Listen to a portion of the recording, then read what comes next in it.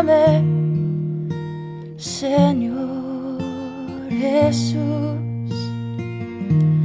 Ya no quiero ser igual. Renuévame, Señor Jesús. Pon en mí tu corazón, porque todo lo que hay dentro de mí necesita ser cambiado, Señor, porque todo lo que hay dentro de mi corazón necesita más de ti.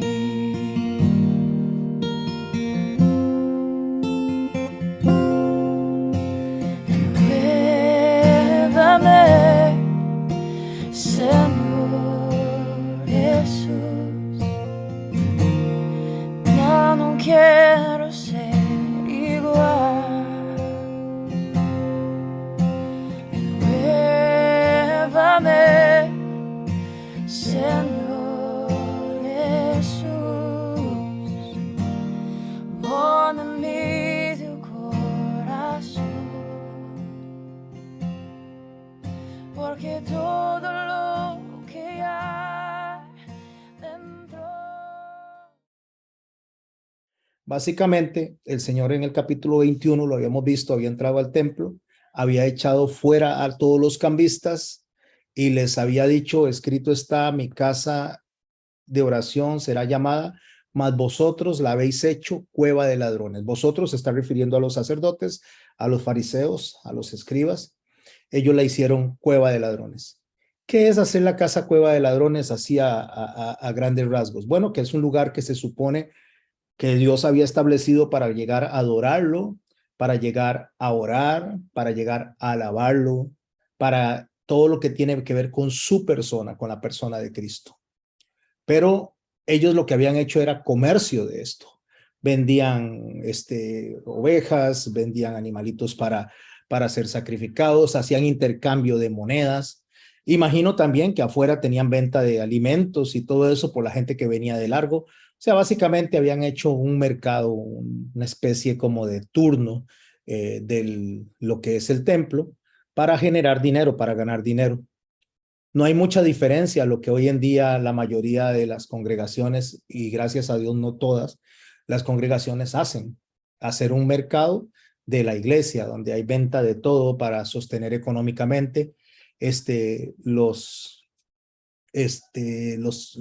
templos, para sostener económicamente todo lo que requiere la supuesta evangelización. Digo la supuesta evangelización y voy a poner comillas, porque realmente si nosotros analizamos bien y ponemos atención a la forma en que predicamos, nosotros predicamos a un Dios todopoderoso, a un Dios grande, a un Dios que es dueño de todo, a un Dios que puede compartir de sus riquezas con nosotros, a un Dios que nos puede bendecir.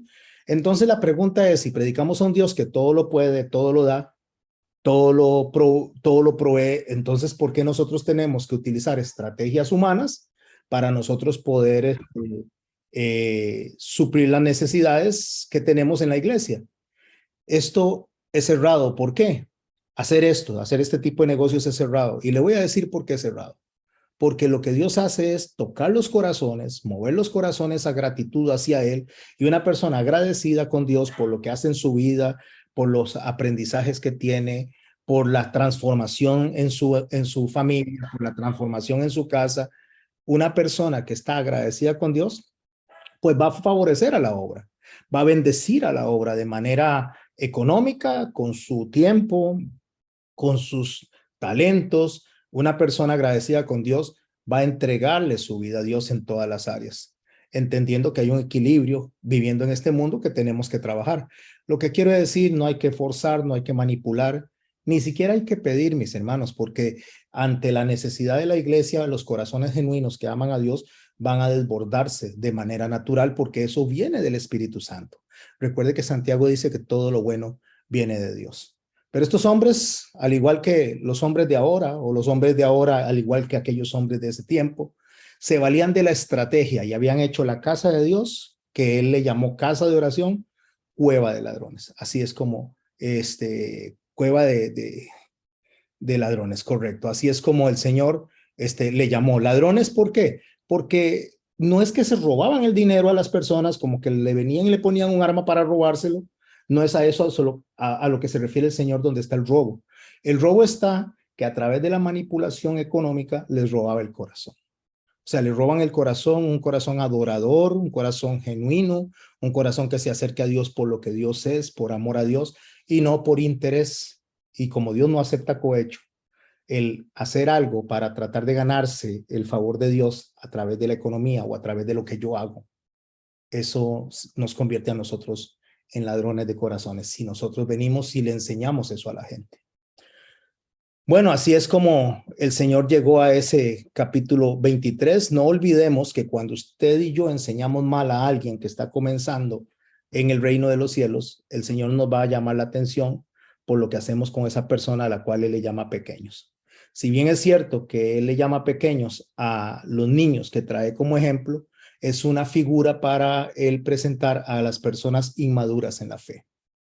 En Mateo capítulo 18, verso 6, dice, y cualquiera que haga tropezar a alguno de estos pequeños que creen en mí, mejor le fuera que se colgase del cuello una piedra del molino de asno y que se hundiese en lo profundo del mar. ¿Por qué deseo anotar este texto? Y anótelo en su casa. Mateo capítulo 18, verso 6. Porque esta es una seguidilla que el Señor trae hasta llegar al capítulo 23 de Mateo, donde viene haciendo una serie de reclamos. Y en esos reclamos Él dice que haga tropezar a uno de estos pequeños. Pequeños se está refiriendo, repito, aunque está usando un niño, se está refiriendo a las personas inmaduras en la fe. Estos sacerdotes que tenía que enseñar a la gente correctamente, que tenía que enseñarle quién es Dios, cuando el Señor iba a venir, que ya Él estaba presente en ese momento, enseñarles a ellos qué es lo que Dios quiere de ellos, la manera de adorarlo correctamente, tanto en tiempo y espacio y de forma.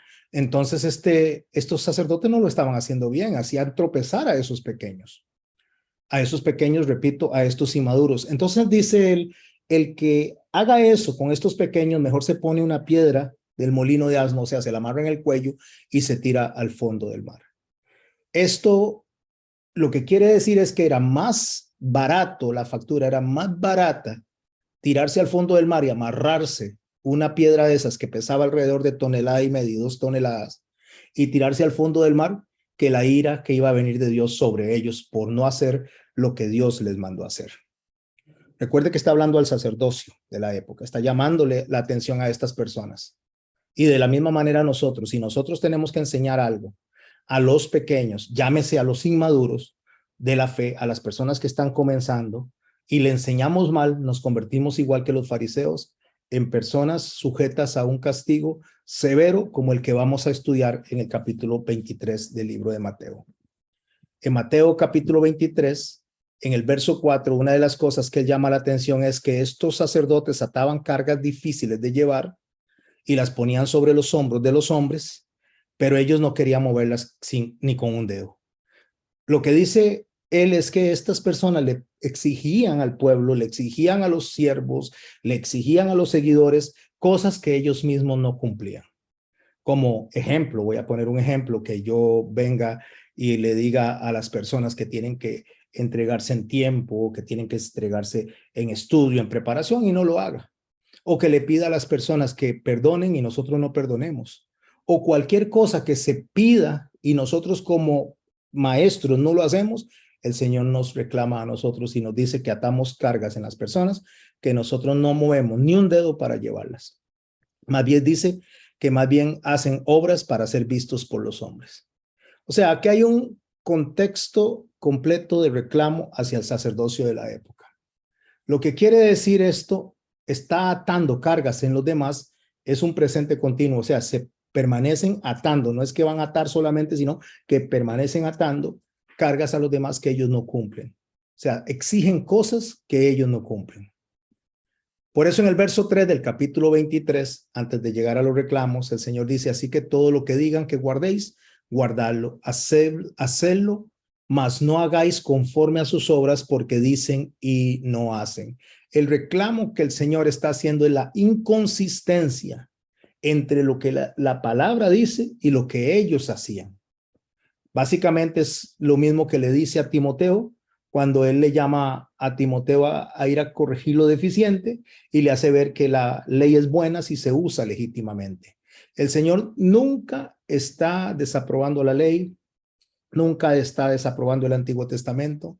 El Señor nunca está diciendo que se deje de hacer eso como los mercaderes de la fe lo quieren enseñar, porque es muy fácil cuando a la persona le dice que los mandamientos ya no están vigentes, llámese mandamientos a lo que el Señor da como regulación de conducta, porque habían ciertas normas del desierto que no eran mandamientos para nosotros, eran normas del desierto.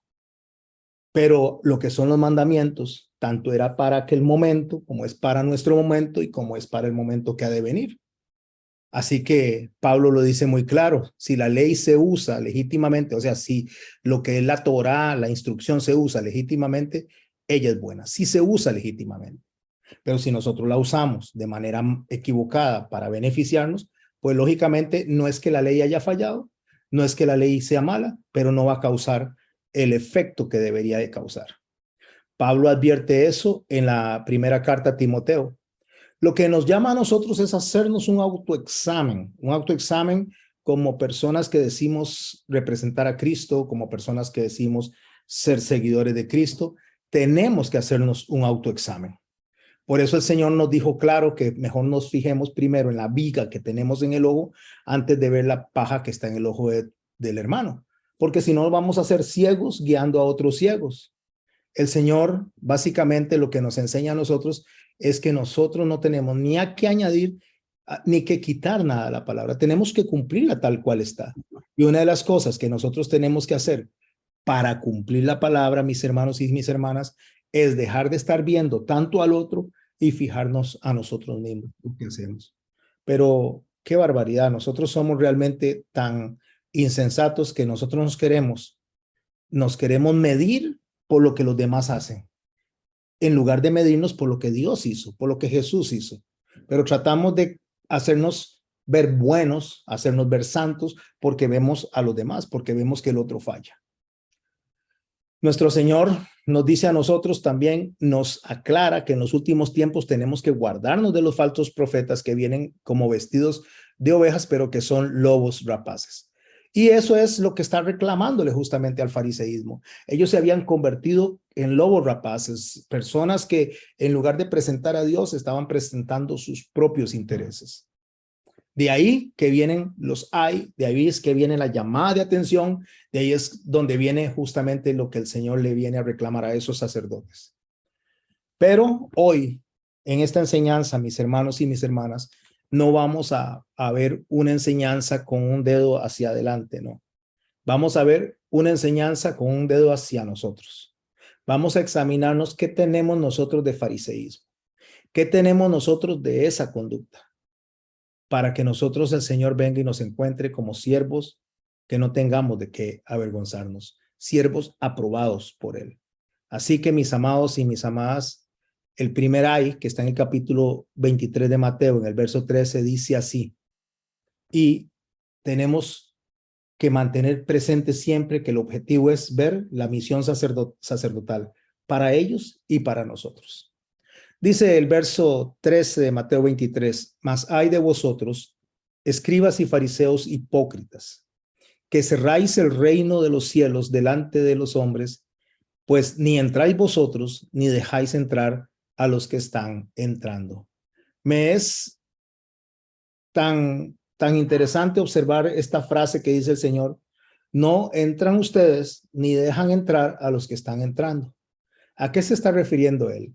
Él se está refiriendo a las nuevas personas, a los nuevos creyentes, se está refiriendo a esos niños que estoy hablando, a las personas en inmadurez espiritual que están comenzando apenas, que están aprendiendo quién es Dios, quién es Jesús, y a estas personas es que el Señor les está diciendo, o de estas personas es que el Señor está hablando, cuando le dice a ellos, no entran ustedes, pero tampoco dejan entrar a los que están entrando. Están entrando es que Él los salvó, Él los selló, Él los está trayendo y los sacerdotes que tenían que enseñarle la conducta correcta, ellos no se están conduciendo correctamente. Más o menos es como que usted esté con un cigarro en la mano diciéndole a su hijo, no fume, no fume, es malo fumar y esté fumando. Entonces el hijo escucha unas palabras de su boca que dice no fume, pero sus acciones con el cigarro en la mano son otras. Por eso él dijo al inicio del capítulo, hagan lo que ellos dicen, más no lo que ellos hacen. O que le digamos a la gente, no grite, pero que nosotros estemos gritando. O que le digamos a los hijos o a las personas, no digan malas palabras, pero nosotros estemos diciendo malas palabras. O sea, hay un divorcio entre lo que se dice, lo que se enseña y lo que se hace. Y en Mateo 5:13 el Señor fue muy claro con esto en cuanto a lo que es el sacerdocio, hablando de la iglesia y por consecuencia hablando de lo que estos hombres tenían que hacer. Pero repito, no nos concentremos en esos hombres, concentrémonos en nosotros. El Señor dice en Mateo 5, verso 13, dice, vosotros sois la sal de la tierra, pero si la sal se desvaneciere, ¿con qué será salada? Vosotros sois la luz del mundo, una ciudad asentada sobre un monte no se puede esconder, dice en el verso 14 de Mateo 5. Y en el verso 17 dice, no penséis que he venido a abrogar, o sea, a eliminar la ley o los profetas. No he venido para abrogar, o sea, yo no vine para quitar eso, sino para cumplir. Esto lo que quiere decir el Señor es que Él vino a darnos un ejemplo de cómo tenía que cumplirse la ley. Porque de cierto os digo que hasta que pasen el cielo y la tierra, ni una jota ni una tilde pasará de la ley hasta que todo esto se haya cumplido.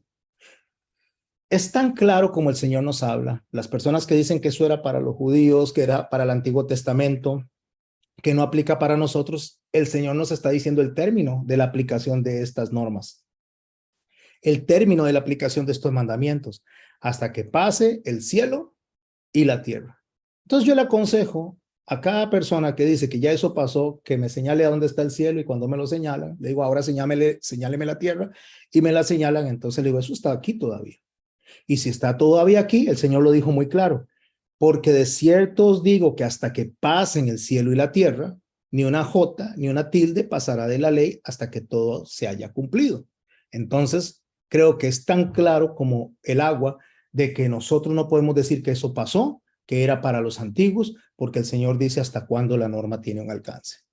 Así que el primer ay corresponde justamente a eso, a que nosotros tenemos, ellos también tenían, tenemos que ser ejemplo, tenemos que ser luz, tenemos que ser testimonio, tenemos que ser sal. La sal daba o da sabor, la sal cura las heridas, la sal es un medio de económico, o era un medio económico de pago para ellos, por eso se llamaba salario, lo cual implica que la sal debe estar alrededor de todo lo que nosotros somos para las personas que recién están incorporándose al reino de los cielos. O sea, tenemos que proveerles a ellos la palabra, proveerles a ellos el mensaje, darle a estas personas el sabor de lo que es la vida en Cristo, pero que no nos escondamos, como la luz dice, no se pone debajo, no se esconde, se pone en lo alto, pero nosotros no hacemos eso.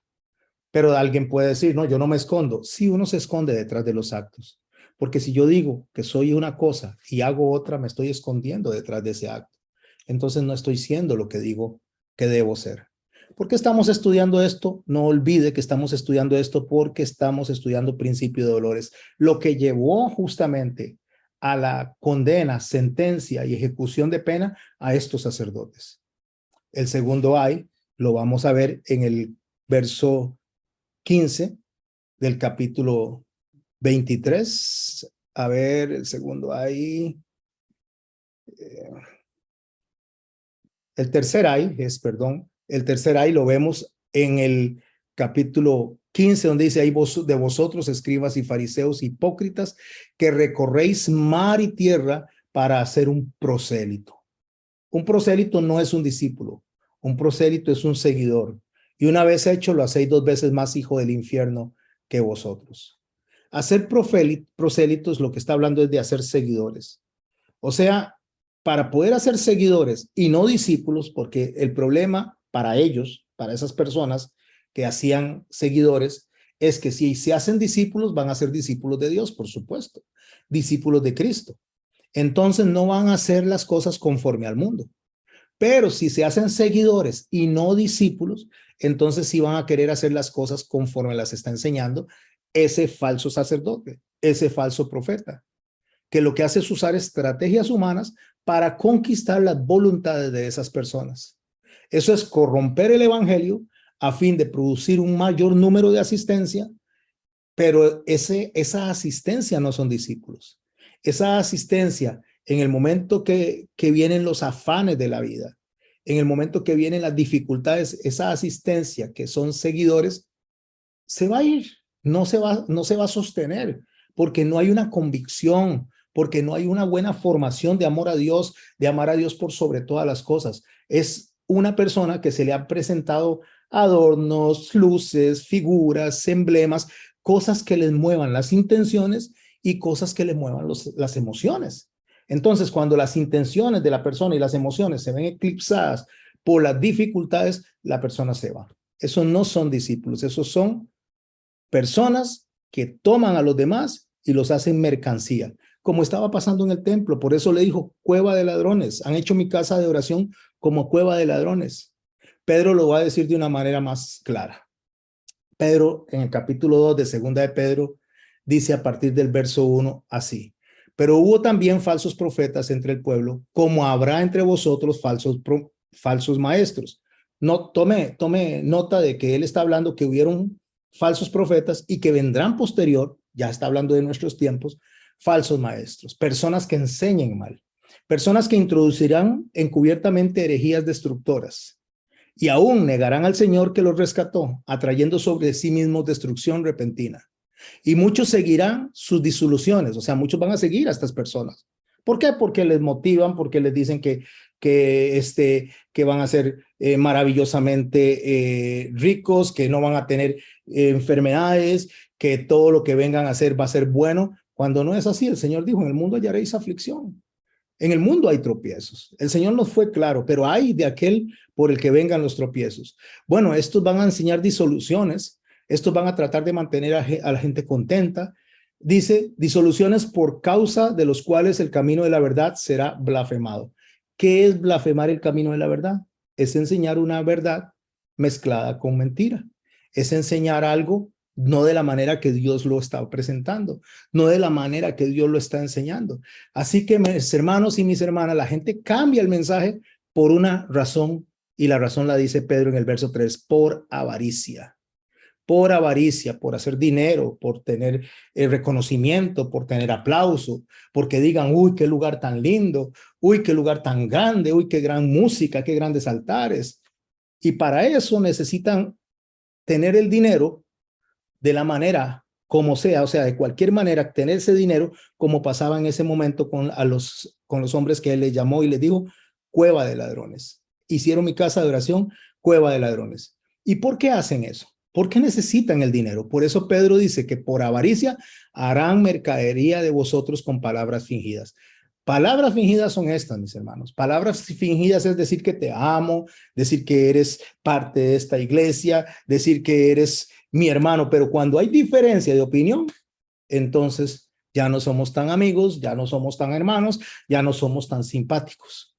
Cuando se saca la palabra de Dios a relucir y se pone al frente, entonces nos convertimos nosotros en sus enemigos. No son nuestros enemigos, pero nos ven como sus enemigos porque no estamos de acuerdo con hacer mercadería de la iglesia, porque Dios no está de acuerdo con hacer mercadería de la iglesia. Pero aún así dice el texto que por avaricia harán mercadería de vosotros con palabras fingidas. En el cuarto hay una llamada de atención a estas personas porque les dice, ay de vosotros guías ciegos. Quiero por favor que le preste mucha atención a este cuarto ay. Voy a leer el texto y cada vez que la palabra jura o jurar sale, por favor cuéntela.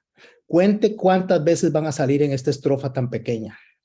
Y después les voy a explicar, posterior a la lectura, les voy a explicar cuál es esa palabra que sale ahí. Verso 16. Mateo 23 dice así, ay de vosotros guías ciegos que decís, si alguno jura por el templo no es nada, pero si alguno jura por el oro del templo es deudor. insensatos, ciegos, porque ¿cuál es mayor, el oro o el templo que santifica el oro? También si decís, alguno jura por el altar, no es nada, pero si alguno jura por la ofrenda que está sobre él, es deudor. Necios, ciegos, porque ¿cuál es mayor, la ofrenda o el altar que santifica la ofrenda? Pues el que jura por el altar, jura por él y por todo lo que está sobre él. Y el que jura por el templo, jura por él y por lo que habita. Y el que jura por el cielo, jura por el trono de Dios y por aquel que está sentado en él. No sé si llevo el conteo conmigo. ¿Cuántas veces en tan poco espacio se mencionó la palabra jurar? ¿Qué importancia tiene? Puedo explicar muchas cosas alrededor de lo que él está diciendo. Porque habla de un juramento. Jurar no es malo. Lo malo es jurar en vano. Porque uno puede decir, sí, esto de verdad es así porque Dios lo estableció y pone uno y empeña su palabra, que sería un juramento, empeñar nuestra palabra, empeñar nuestra reputación. Eso es un juramento. Pero el Señor no dice que no jure, sino que no jure en vano.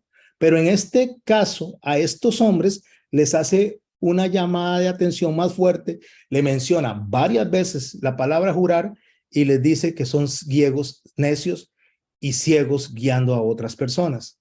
La palabra, si me siguió, la palabra se repitió 10 veces. 10 veces como 10 son los mandamientos. 10 veces como nosotros podemos observar que significa algo completo, algo abundante. La palabra griega jurar ahí, si usted viene y lo busca en el interlineal, es omnuo, es en el Strong, es decir, la palabra que se está usando es declarar bajo juramento. Declarar bajo juramento es justamente lo que se está haciendo en estos tiempos de apostasía. Yo declaro que para mañana vamos a hacer cosas. Yo declaro que yo voy a hacer esto. Yo declaro que a usted le va a pasar esto. Yo declaro que usted va a tener esto. Yo declaro esa palabra justamente que se utiliza hoy de una manera tan repetitiva. Es la palabra omnuo. Es jurar o declarar algo. En otras palabras, mis hermanos, es ir contrario a lo que la Biblia dice, es ir totalmente al carácter de Dios, porque el carácter de Dios, según lo que dice Santiago, es que nosotros, los que decimos mañana haremos o mañana iremos, nosotros tenemos que decir si Dios quiere. Dios no quiere que pegamos gritos al aire, Dios no quiere que andemos decretando, proclamando, Dios no quiere que nosotros andemos planeando, considerando nuestro bienestar, porque ya Él está a cargo de nosotros. Ya Él nos ha visto desde antes de nacer. Ya Él tiene para nosotros todas las cosas escritas. Nosotros lo que tenemos que tener es confianza de que lo que está pasando está dentro del marco de su control, que está dentro de su soberanía. En el Salmo 139, en el verso 16 dice, mi embrión vieron tus ojos. Mi embrión es cuando uno está en formación en el vientre de la madre. No es que el embrión vio a Dios, no, es que Dios vio donde se estaba formando en el vientre de la madre el embrión del salmista. Y el salmista dice, mi embrión vieron tus ojos y en tu libro estaban escritas todas aquellas cosas que fueron luego formadas sin faltar una de ellas. ¿Qué es lo que está diciendo el salmista? El salmista dice que desde antes de que yo nazca el Señor me conoce y que ya todo está escrito, que ya todo está establecido y no falta absolutamente nada. Por eso en el verso 17 del Salmo 139, el Señor dice, cuán preciosos me son, oh Dios, tus pensamientos. Cuán preciosos me son tus pensamientos es, Señor, estoy de acuerdo con tu manera de pensar, estoy de acuerdo con tu manera de dirigir, estoy de acuerdo con lo que tú haces para mi vida. Es básicamente decir que se haga tu voluntad y no la mía. Es decir, yo abdico a lo que yo quiero para que se haga lo que tú quieres. Cuán preciosos me son, oh Dios, tus pensamientos. Cuán grande es la suma de ellos. Si los enumero se multiplican más que la arena, despierto y aún estoy contigo. ¿Y sabe qué dice el Salmo 139 en el verso 1? Alrededor de este mismo salmo, este canto donde el Señor nos hace ver que nos conoce desde el vientre, que nos conoce desde antes que naciéramos y que conoce nuestros pensamientos y que tiene todo escrito para nosotros. Oh Jehová, tú me has examinado y conocido. Verso 1 del Salmo 139. Vea lo que dice el salmista. Me has examinado y conocido. Tú has conocido mi sentarme y mi levantarme. Y escuche lo que el Señor conoce de nosotros. Has entendido desde lejos mis pensamientos. Oiga, has entendido desde lejos mis pensamientos. ¿Cuál es la necesidad de decretar, de declarar, de jurar en vano, de jurar por lo que nosotros no tenemos control, porque no lo tenemos, porque Él es soberano? Pero los corazones deseosos de dinero, los corazones deseosos de reconocimiento, los corazones deseosos de aplauso, van a jurar y van a presentar todo eso para otros corazones que también quieren ser enriquecidos, para otros corazones que quieren que les den un soplo ahí en el oído, que les palmeteen la espalda. Para esos corazones es que esas personas trabajan. Pero el salmista dice, Señor, desde lejos has entendido mis pensamientos. En el verso 4 del Salmo 139 dice así, pues aún no está la palabra en mi lengua, y aquí, oh Jehová, tú la sabes toda.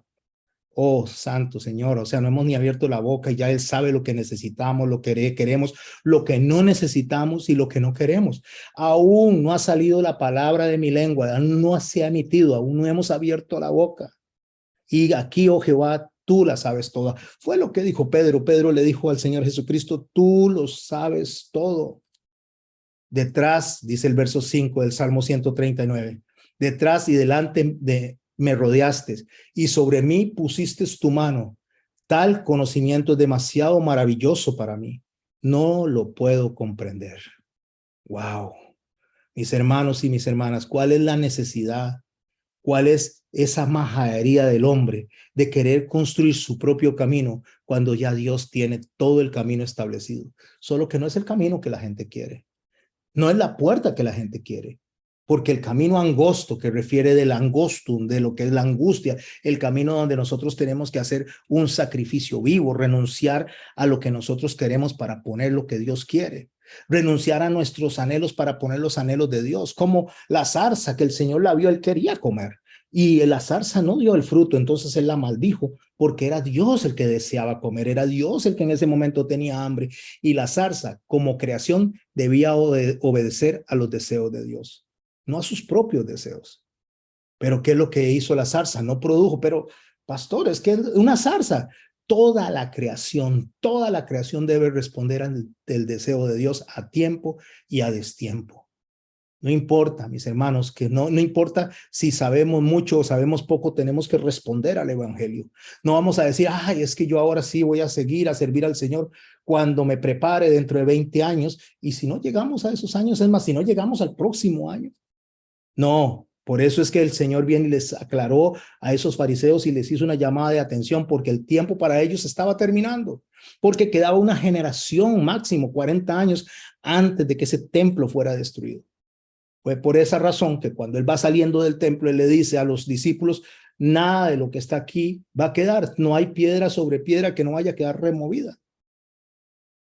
Y el Señor viene y les hace ver a ellos que el interés que ellos tienen es básicamente un interés temporal, económico, más que un interés eterno y espiritual. En el en el verso 23 les dice, ay de vosotros, escribas y fariseos, hipócritas, porque diezmáis la menta, el eneldo y el comino y dejáis lo más importante de la ley. ¿Estaban diezmando? Sí. ¿Estaban dando lo que les pedía la ley? Sí. Pero estaban dejando de lado otra parte. ¿Cuál era la otra parte? La justicia, la misericordia y la fe. ¿Por qué? Porque esto era necesario hacer sin dejar de hacer aquello. Guías ciegos que coláis el mosquito y te tragáis el camello. ¿Qué es lo que está diciendo Dios? ¿Qué está diciéndole a esos hombres Dios en ese momento?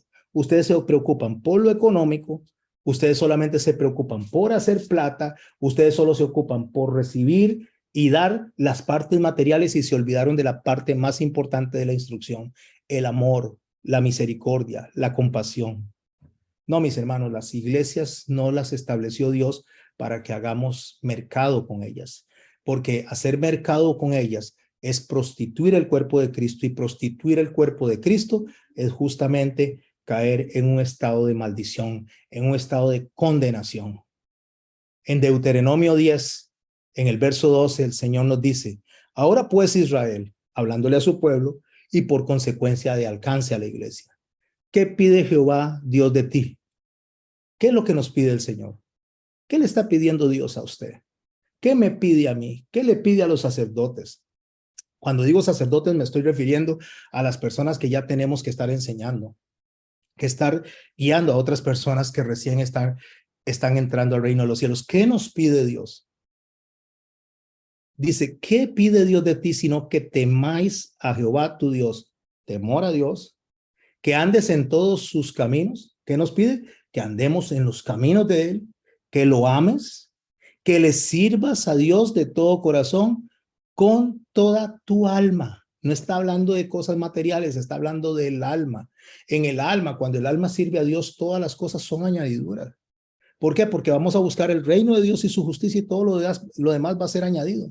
No tanto a nosotros, sino a nuestro servicio, lo que necesitemos, a donde vayamos, los recursos, la alimentación, todo lo que necesitemos, el Señor lo va a suplir a través de corazones que lo aman a Él, que aman a Dios y que aman al prójimo, a través de personas que dicen: aquí hay una necesidad. No necesitamos manipulación, no necesitamos hacer mercancía, no necesitamos hacer un show, poner luces, poner decoraciones, no necesitamos, solamente necesitamos la palabra de Dios que dice que Jesús, el Hijo de Dios, vino a morir por nosotros. Y el que comprenda eso, el que lo interioriza en su corazón, no necesita más que eso para amar a Dios y amar su obra, amar su iglesia y amar la misión de la iglesia.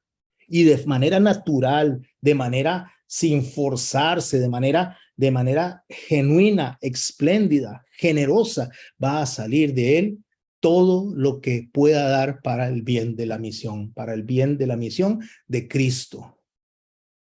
Por eso dice que lo ames con todo tu corazón, con toda tu alma, que guardes sus mandamientos de Jehová y sus estatutos que yo te prescribo hoy, para que tengas prosperidad. ¿Prosperidad de qué? ¿Cuál es la clase de prosperidad que está hablando? ¿Económica? No, prosperidad del alma, porque es lo que está diciendo: para que tu corazón y tu alma sean entregados guardando los mandamientos. ¿Qué prospera? El corazón. ¿Qué prospera? El alma. El alma es la identidad y el corazón es la mente. No es el cardio, no es ese músculo que está ahí. El corazón se refiere a nuestra forma de pensar, a nuestra forma de reaccionar, a nuestras emociones, a nuestros sentimientos. A eso se refiere. Pero no dejemos de lado lo que sigue del verso. O sea, no dejemos de lado el resto del verso. El Señor nos pide eso, pero nos dice en el verso 16: circuncidad pues el prepucio de vuestro corazón y no endurezcáis más vuestra cerviz. La cerviz es la nuca. Cuando dice que quite el prepucio del corazón, lo que está diciendo es: quítele lo que es suyo. Quítele cualquier cosa que genere algo que a Dios no le agrada. Déjeme explicarlo eso desde la forma, cuando habla de la circuncisión y del prepucio. Lo que sucede es que el prepucio es lo que cubre el pene del hombre, del varón. Entonces, si el prepucio no se hace hacia atrás debidamente y se limpia correctamente, entonces ese prepucio, al estar tapando la parte del glande del pene, eso se llena de suciedad y produce infección. Cuando él dice que hay que quitarle el prepucio justamente al pene, es cortar ese pellejito que cubre el pene, el glande, para que entonces eso no lo esté tapando, esté expuesto completamente, y cada vez que la persona se bañe y se limpie, entonces siempre esté aseado. A eso se refiere. Cuando dice circuncidad, el prepucio de vuestro corazón, es: tenga el corazón expuesto. No lo tape, no se esconda, no sea hipócrita, no se esconda detrás de nada, exponga su corazón delante de Dios. No endurezca su cerviz, la cerviz es la nuca, o sea, tenga un corazón expuesto, y la cerviz es: agáchese, incline, adore, sea humilde. A eso es a lo que se está refiriendo. No sea soberbio. No diga, a mí nadie ya ni me, nada, ¿quién me va a enseñar a mí nada? Tengo tantos años de ser pastor, tengo 20, 30 años de estar en una iglesia. No sea orgulloso. No seamos orgullosos, no seamos orgullosas. Inclinemos la cabeza delante de Dios y decir, Señor, enséñame. Señor, enséñame. Imagínense que una de las cosas que los discípulos, estoy hablando de los discípulos del Señor, estoy hablando de judíos que conocían acerca de la Torá, personas que habían sido formadas dentro de Israel, le dice, enséñanos a orar. ¿Qué es que no oraban ellos? No, sí oraban, pero no como oraba Jesús. ¿Y qué es lo que el Señor les dice? Cuando vosotros oréis, orad así, Padre nuestro que estáis en los cielos, santificado sea tu nombre. ¿Cómo inicia la oración? Santificando a Dios, honrando a Dios, poniéndolo a Él en el lugar que Él debe estar en nuestros corazones. El lugar de preeminencia, el lugar de adoración, el lugar de exaltación, no como el bombero apagafuegos, no como el mesero que nos da a nosotros la comida que queremos y de la forma en que queremos, no, como Dios, santificado sea tu nombre. Así inicia la oración. Nosotros cuando oramos, recuerde que la palabra antes de que salga ya Dios la conoce. Nos conoce de que estamos en el vientre de nuestra madre, desde que estábamos como un embrión, nos han visto. Mi embrión vieron tus ojos, dice, nos ha visto desde ese momento nos ha cuidado, nos ha protegido desde que estábamos ahí. O sea, ¿cuál es el problema en confiar plenamente toda nuestra existencia a un Dios tan bueno? Pero no, queremos hacer negocio de Él, queremos ser orgullosos, queremos tener el templo más grande, la mayor cantidad de personas. Si Dios quiere que sea así, así será. Pero les digo que por la matemática bíblica, el Señor dice que eso no es así, que angosta es la puerta que lleva a la vida eterna y ancha es la puerta que lleva a la perdición. No. El lugar del reino de los cielos no es de multitudes, es de pocas personas, es de remanentes. Así lo dice el Señor. Habrá muchas personas en muchos lugares, pero como lo dijo un predicador, Billy Graham, creo que fue, si el 5% de las personas que se dicen alrededor del mundo realmente se convirtieran, ya eso sería ganancia. ¿Sabe qué? Estaba escuchando algo que presentaron que ya estamos en 8,000 millones de personas. De esas 8,000 millones de personas, 2,500 millones de personas se dicen cristianos, indiferentemente de la denominación que sea, evangélico, católico, protestante, no importa de qué denominación están en ese 5%. De las 2,500 millones de personas, un 5% de esas 2,500 millones de personas, según la matemática de Graham, es personas que realmente están haciendo las cosas como Dios quiere. Es un remanente, es un poquito. ¿Por qué nos preocupamos por multitudes? ¿Por qué nos preocupamos por llenar un estadio? Si las personas van a llegar y van a venir a comer pizza y se van a ir, no es que no prediquemos, no es que no evangelicemos, pero no con estrategias humanas. No es darle de comer a la gente. El Señor se lo dijo muy claro a los que lo venían siguiendo. Ustedes me siguen porque les doy de comer. Ese es un reclamo que el Señor le dijo. Ustedes no me siguen por mí, no me siguen por amor, porque me aman, me siguen porque les doy de comer puro interés. Hoy en día la gente hace lo mismo. Hoy en día estamos en los tiempos de apostasía. Hoy en día estamos en los tiempos de la odisea. La gente siguiendo a Dios por plata, por prosperidad, porque los pongan en un lugar de importancia, por tener relevancia, por tener reconocimiento, porque les digan pastor, porque les digan apóstol, porque les digan maestro. No, Señor, maestro hay uno. Señor hay uno. Todos los demás somos consiervos sirviendo al Señor. Aún los ángeles nos advierten cuando Juan cayó de rodillas y se prostró delante del ángel, le dijo, levántate, adora solo a Dios, porque somos consiervos los dos. Estoy hablándole de un ángel. ¿Por qué nosotros no entendemos que somos consiervos, que aquí no hay nadie más que nadie, que aquí no hay un ungido más que otro? Aquí todos somos ungidos, todos hemos recibido. Estoy hablando de los que hemos sido rescatados, redimidos, sellados por el Espíritu Santo. Todos hemos recibido al Espíritu Santo, los que hemos sido sellados, y todos tenemos la misma responsabilidad. Amar a Dios por sobre todas las cosas, al prójimo como a nosotros mismos, y presentar el evangelio como Él lo presentó. sin condimentos, sin caretas, sin hipocresía, sin manipulaciones, sin emocionalismo. Quite eso del corazón, sáquelo del prepucio de su corazón. No endurezca la cerviz, sean humildes. ¿Por qué razón? Dice el verso 17, porque Jehová vuestro Dios es Dios de dioses, Señor de señores, Dios grande, poderoso y temible, que no hace acepción de personas ni toma cohecho. O sea, Dios no se vende. Dios no se vende.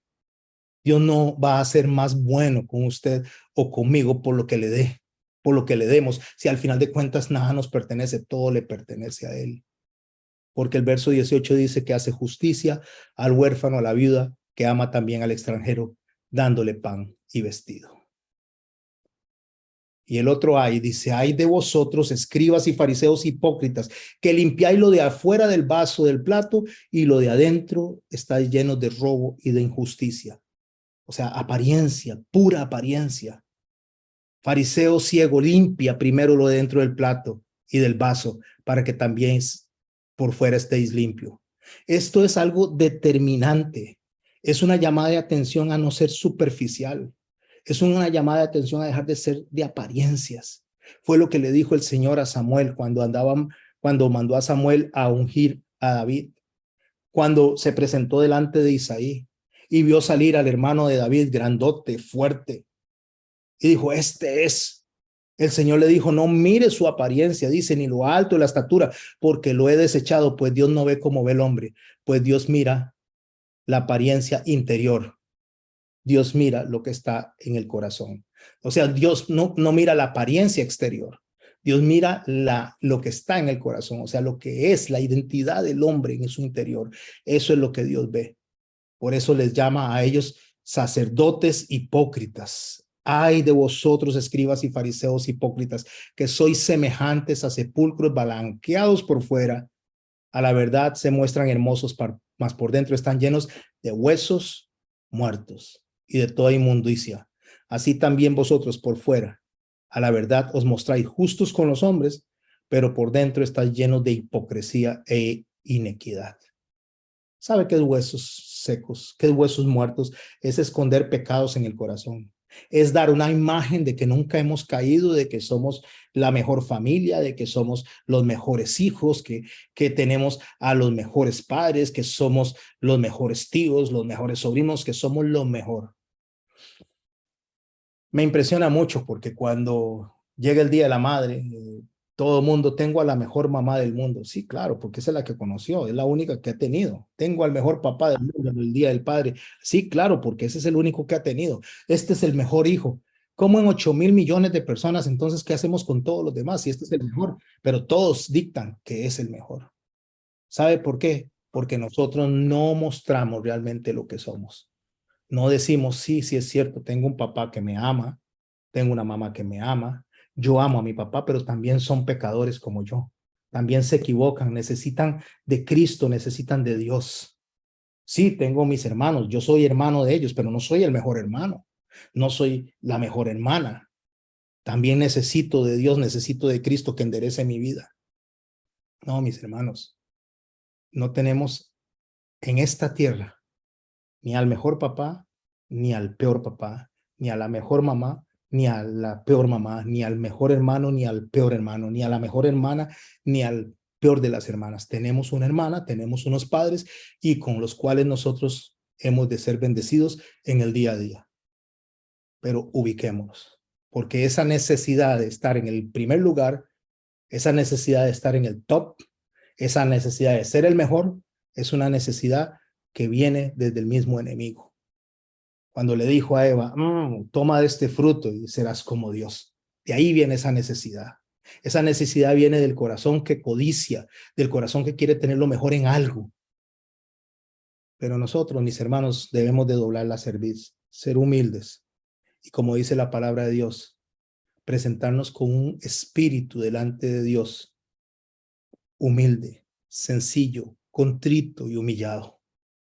Nosotros tenemos que presentarnos, como dice la bienaventuranza, pobres de espíritu, o sea, en completa bancarrota. Es la única forma en que nosotros podemos acercarnos a Dios, reconociendo nuestra condición y reconociendo la soberanía de Dios, la majestad de Dios. Esos huesos escondidos que están ahí, sacarlos. Dejar de estar creyendo que nosotros vamos a engañar a la gente, haciéndoles creer que somos el modelo de ciudadano.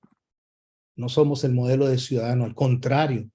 Somos personas trabajando para que el Dios bueno y santo nos ayude, por lo menos, como dijo Pablo, a estar en la fila de los pecadores. Pablo dice, yo soy el último de los pecadores en la fila, reconociendo que la necesidad que tenía de Cristo. Ay de mí, dijo Pablo, miserable de mí, porque lo que quiero hacer no es lo que hago y lo que hago no es lo que quiero. Él reconocía realmente su naturaleza, él reconocía realmente la necesidad que tenía. Por eso termina diciendo, doy a Dios por Jesucristo. Pero nosotros no queremos mostrar las cicatrices de las rodillas, no queremos demostrar que nos hemos caído en el camino. Y nosotros, mis hermanos, todos tenemos cicatrices en las rodillas, me refiero en el caminar del día a día. ¿Por qué querer creer que los demás son menos que nosotros y nosotros somos más capaces que los demás? No, ese es el autoengaño, y el autoengaño es el peor de los engaños, porque nos engañamos a nosotros mismos. Quiero cerrar esta charla de hoy con esta parábola, mis hermanos, para entender lo que Dios le está reclamando a estos fariseos, para entender lo que Dios le está reclamando a estos hombres que debían ser guías de otras personas, para reconocer realmente quién es el majestuoso, quién es el Señor, quién es el inmaculado, quién es el poderoso, quién es el Padre, quién es el pastor, quién es el guía. Nosotros somos los que seguimos, nosotros somos las ovejas, nosotros somos los sirvientes. Nosotros somos los necesitados. Él no necesita de nosotros, nosotros necesitamos de Él. Él no recibe órdenes de nosotros para decretarle nada. Él nos decreta a nosotros, Él nos da órdenes a nosotros y nosotros obedecemos. Pero cuando nosotros creemos que somos más que los demás, cuando creemos que no necesitamos nada, entonces viene esa llamada de atención que puso a estos fariseos en una situación de completa sentencia y espera de juicio, que se iba a dar en el año 70. Algo que vamos a observar y vamos a ver el lunes, cuando sigamos estudiando el capítulo 24 y 25. Pero escuchen, por favor, escuchen conmigo este mensaje que el Señor dijo en Mateo 18, en el capítulo 18, verso 23. Por lo cual el reino de los cielos es semejante a un rey que quiso hacer cuentas con sus siervos. O sea, vino a pedir que le dijeran qué hicieron y qué no hicieron. Comenzaron a hacer cuentas, le fue presentado uno que le debía 10,000 talentos. Y como no pudo pagar, ordenó a su señor venderle, y ordenó a su señor venderle y a su mujer y a sus hijos, y todo lo que tenía para que pagase la deuda. Entonces aquel siervo, postrado, le suplicaba diciendo, Señor, ten paciencia conmigo. Yo te pagaré todo. El señor de aquel siervo, movido a misericordia, subraye esto, movido a misericordia, le soltó y le perdonó la deuda. Pero saliendo aquel siervo, halló a uno de sus consiervos. Este siervo que fue movido a misericordia, este siervo que se le perdonó una gran deuda, soy yo, es usted. Nosotros que ya sabemos quién es el rey, sabemos quién es el maestro, sabemos quién es el pastor, sabemos quién es el justo, quién es el bueno, quién es el misericordia. Somos nosotros. Y salimos a encontrarnos con los pequeños, con los consiervos, con los que están empezando. Pero saliendo aquel siervo halló a uno de sus consiervos que le debía 100 denarios. Y haciendo de él, agarrándolo, le ahogaba diciendo, yo me lo imagino agarrado del cuello, donde le apretaba el cuello porque lo estaba ahogando. Entonces le ahogaba diciéndole, págame lo que me debes. Entonces su consiervo, postrándose a sus pies, le rogaba diciendo, ten paciencia conmigo y te pagaré todo. Lo mismo que él le dijo al rey. Lo mismo que nosotros le decimos a Dios cuando fallamos, Señor, perdónanos, Señor, danos una oportunidad. Pero agarramos del cuello al otro y le decimos, págueme, usted es más pecador que yo. Yo sí soy bueno. Yo sí tengo todo ya lo que necesito. Yo sí soy el apóstol. Yo sí soy el profeta. Yo sí soy el predicador. Yo sí soy el pastor. Yo sí soy el guía. Guía de ciegos, dice el Señor, y lo que son. Ten paciencia conmigo, le decía el hombre. Ten paciencia conmigo y te lo pagaré todo. Mas él no quiso, sino que fue y le echó a la cárcel hasta que pagase la deuda. Viendo sus consiervos lo que pasaba, se entristecieron mucho y fueron y refirieron a su señor todo lo que había pasado. Entonces, llamándole su señor, le dijo, y esto es lo que le está pasando a los fariseos en el año 70, y cuidado nos pasa a nosotros cuando el Señor venga a llevarnos. Nos encontremos nosotros aplastando a los demás, sintiéndonos mejor que los demás, buscando la economía, buscando las mejores posiciones, metiéndole la mano en la bolsa a personas que necesitan más que nosotros, a personas que realmente tal vez sacar una porción de dinero significa tal vez todo un día de trabajo. Y no digo que las personas no ofrenden, no digo que las personas no den para la obra, pero como lo dijo Pablo, conforme hayan sido prosperados y conforme a su corazón. O sea, cada uno a la medida que fue prosperado y por amor, no por obligación. Recordaba una vez una historia de un hombre que le ofreció un cheque muy generoso a la Madre Teresa de Calcuta. Creo que todos la conocen, una mujer que se entregó al servicio de los pobres. Y ella agarró el cheque y le dijo, yo no quiero tu cheque, yo quiero tus manos. Porque lo que el Señor quiere justamente no es nuestro cheque, el Señor quiere nuestras manos, o sea, nuestra alma, nuestro corazón rendido delante de Él. Estos son añadiduras. Cuando ya nosotros conocemos a Dios, nosotros vamos a sostener generosamente, no solo materialmente, sino con el alma, con el amor, vamos a sostener todo lo que se necesite para la obra del Señor, tanto en tiempo como en recursos económicos, talento, todo lo que Dios nos ha dado a nosotros para poder sostener la obra. Por eso el hombre lo llama a ese siervo y le dice, siervo malvado, toda aquella deuda te perdoné porque me rogaste. ¿No debías tú también haber tenido misericordia de tu consiervo como yo tuve misericordia de ti?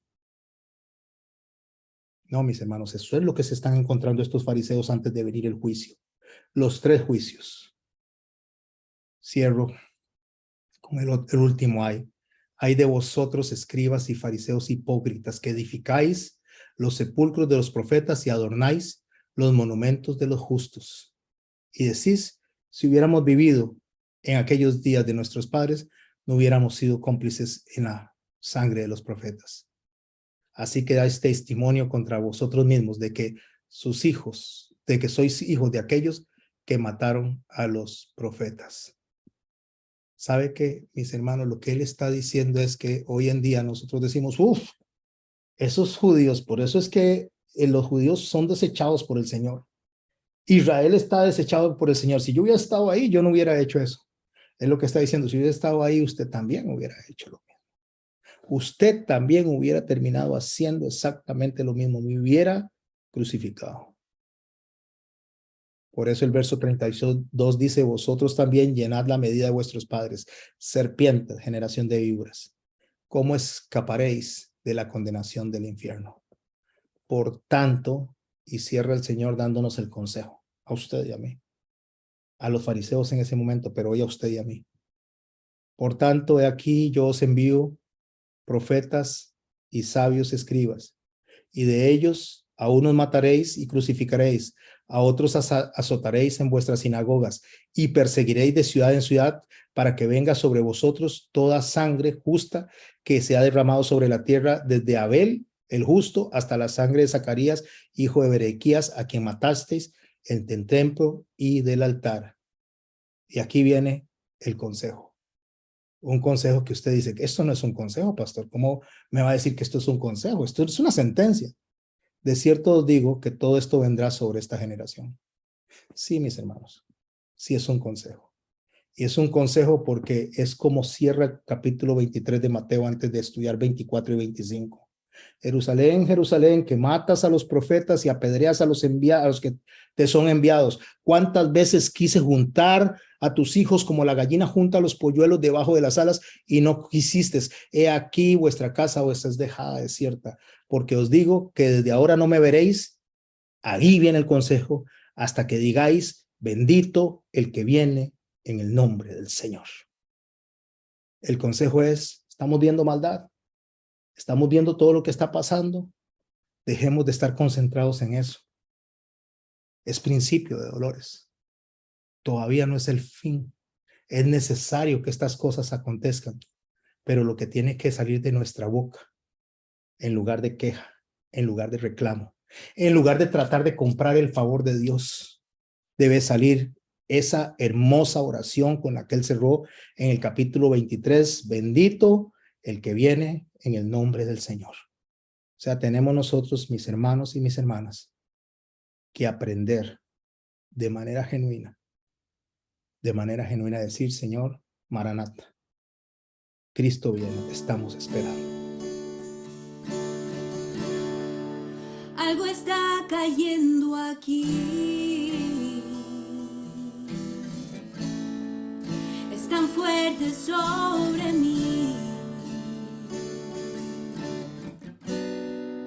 Mis manos levantaré y su gloria tocaré. Algo está cayendo aquí, es tan fuerte sobre mí. Mis manos levantaré